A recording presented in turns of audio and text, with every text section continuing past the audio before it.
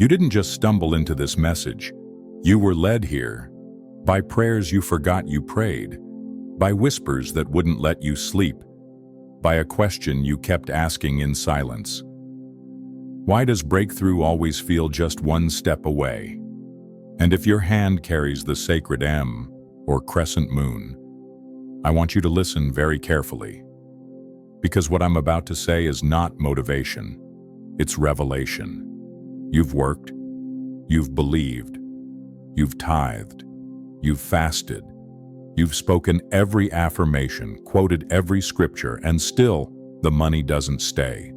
The clients don't come. The vision doesn't fund itself. And you're left wondering, is there something wrong with me? But the truth is, there's nothing wrong with your faith, your effort, or your destiny. The block isn't in you. It's in your bloodline. Long before you ever asked for abundance, there were voices in your lineage that made silent agreements with lack, vows of poverty, fear of wealth, shame around receiving, beliefs that whispered, "It's holier to go without." These are not your beliefs, but you've been living under their weight. If you carry the mark of the chosen, then this matters more than you know.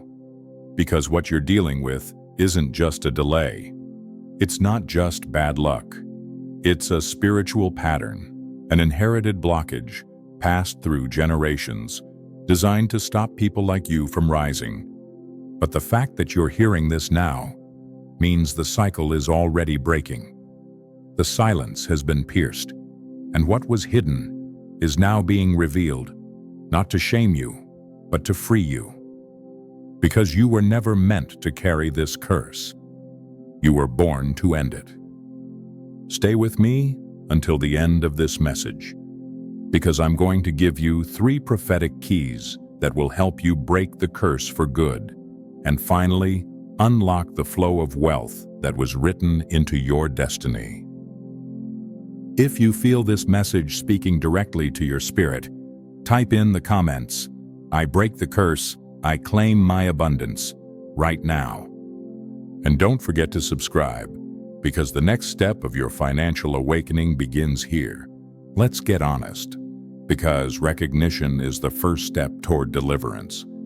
If you've ever felt like money disappears faster than it arrives, without explanation, without logic, you're not alone. You get a raise, and suddenly your car breaks down. You save a little, and a medical bill shows up out of nowhere. It's not coincidence. It's a pattern, and patterns reveal deeper truths. For many of the chosen, especially those who carry the M or the crescent moon, this pattern is inherited. It's a financial bloodline curse, passed through generations not as punishment, but as residue from unhealed beliefs and unbroken spiritual agreements. Have you ever felt guilty spending money on yourself, even when you needed it? Do you quietly think you're not meant to be wealthy, like you don't belong in rooms of abundance? Have you watched your entire family struggle no matter how hard they worked? Have you heard this sentence over and over? "We're just not that kind of people. We've never had money." These aren't just words. They're invisible contracts, spoken by someone long before you, and reinforced through repetition until your spirit believed it. And beneath those statements, there are deeper vows, spiritual ones. Money is the root of all evil. Only greedy people are rich. It's more righteous to suffer than to prosper. These are not sacred truths. They are lies wrapped in spiritual language. Lies that block your blessing. Lies that sound holy, but keep you hungry. And the longer they stay unchallenged, the longer your inheritance stays locked. But now that you've seen them, you can break them. You can rewrite what your bloodline believes about wealth, starting with you. There's a reason the financial warfare against you has been relentless. It's not because you're careless with money. It's not because you're lazy or irresponsible. It's because you've been marked to carry something sacred, financial light. And when someone is chosen to steward that kind of provision, they become a threat to every system built on darkness. If your palm bears the M or the crescent moon, you weren't just born to survive. You were born to shift economies, to redirect resources, to restore what was lost. That's why your assets have been attacked.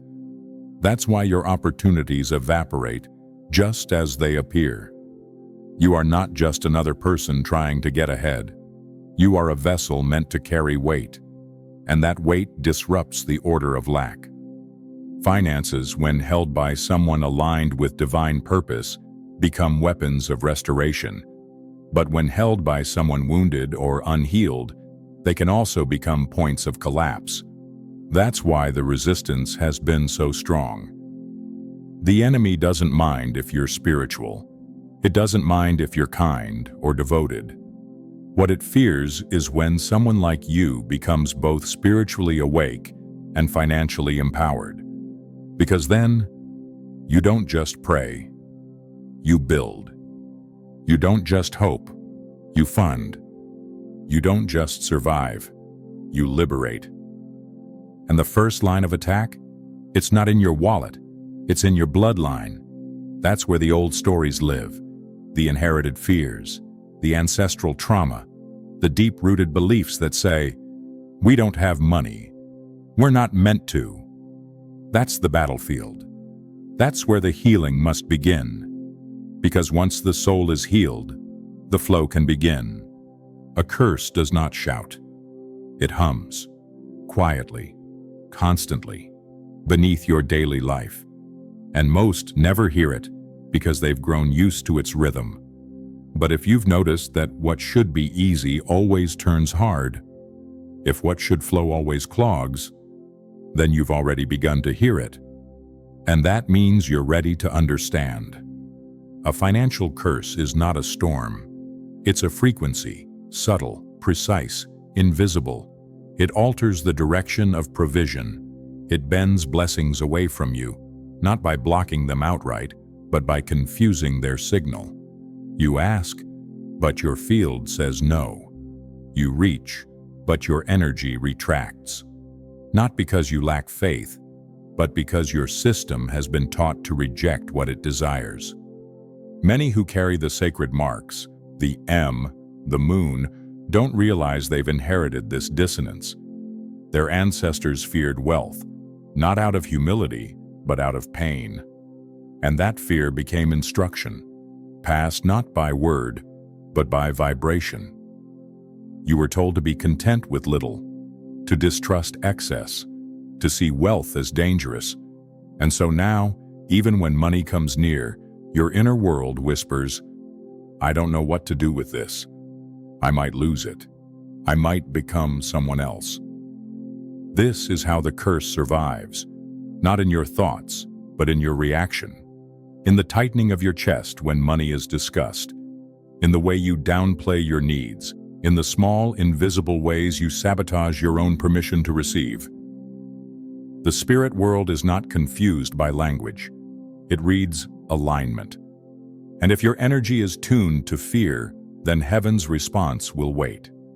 Not as punishment, but as mercy, because divine provision does not arrive where it will not be welcomed. Now that the pattern has been named and the silence broken, what happens next is no longer in the hands of fate. It rests in your awareness, your will, and your alignment. You are not cursed. You are not broken. But you may have inherited ideas that no longer serve the path you are called to walk. And when a soul is ready, it must act, not from fear, but from understanding, not from desperation, but from clarity. The first step is to examine, not what others told you, but what you came to believe, quietly, consistently, over time. Sit with yourself and write it all down. Every phrase, every teaching, every assumption you carry about money. Some will sound noble. Some will sound spiritual. But read them carefully. Ask yourself, does this belief support the life I'm called to build? Or does it quietly limit it? When you find the ones that constrict, release them. Say out loud, "I no longer agree with this," and replace it with something that honors both your calling and your capacity. Like, "Money is not my enemy, it is a servant of my purpose." Or, "I was created to carry resources without fear, without shame." When you begin to speak in alignment, something subtle but irreversible begins to shift. Next, you move deeper. Not just into your mind, but into your lineage. Not to blame, but to bless. You carry within you memories that do not belong to you, reactions that are older than your body. These are not faults. They are inheritances. And just as they were passed down, they can be released. Place your hand over your heart. Touch the mark on your palm. And say with clear intention, "What began before me ends with me. I honor the path behind me, but I do not repeat its fear. I was born to continue what is good and to interrupt what is not." Then breathe, not shallowly, but with the fullness of someone returning to themselves. As you inhale, imagine a soft, golden current moving through you, not as fantasy, but as memory, your body remembering what it feels like to be open, aligned, ready. Finally, act as if your truth has already arrived, not in performance, but in posture. Create a space, however small, to hold the financial flow you're welcoming.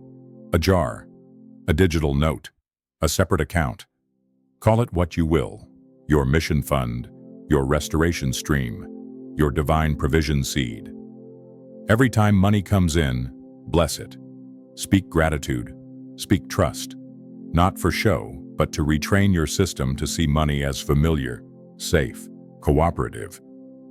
And once a week, give something away, not to lose it, but to prove to yourself that nothing controls you, that you are no longer operating from fear of lack.